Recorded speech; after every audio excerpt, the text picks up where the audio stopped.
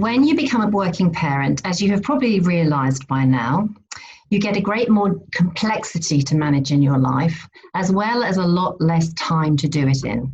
And in fact, our working parents often tell us that they're rushing from their job at work back to their job at home and back again. You're also likely to be dealing with perceptions that other people have and you yourself have about how you're managing your combined roles. And it's important that you manage those well. So it's really key that the way you think about the decisions you're making as a working parent internally and the way you communicate about those decisions externally is considered and done well.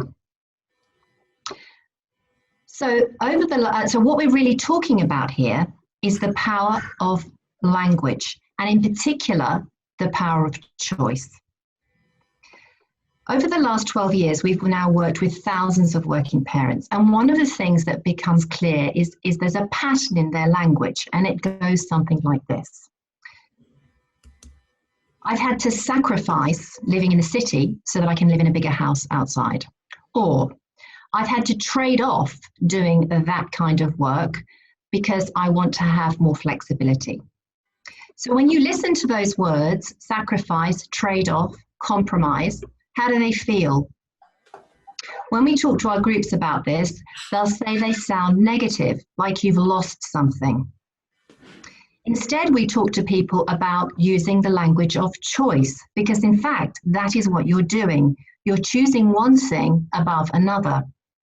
So let's revert to those statements I used earlier. I'm choosing to work more flexibly at the moment, which means at the moment I'm choosing not to do that type of work. Or we've chosen to have a larger house, so we're living outside of the city. So you can see when you use the language of choice, you sound a lot more empowered about your decisions and you're taking ownership for them. And that is the reality. You are making a choice, and choices have consequences and they have benefits. So what can you do about this to apply this in your own life? Number one, you can really reframe your thinking and the way you communicate to reflect the fact that you are making choices. Number two, you can focus on the benefits of the choice that you are making rather than look over your shoulder at the benefits of the choice you are not making, because that will only lead you to dissatisfaction.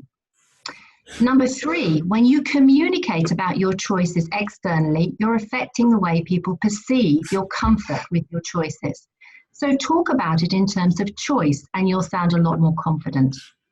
And lastly, review from time to time the decisions and choices that you're making to make sure they're still working for you, especially in the time of a change.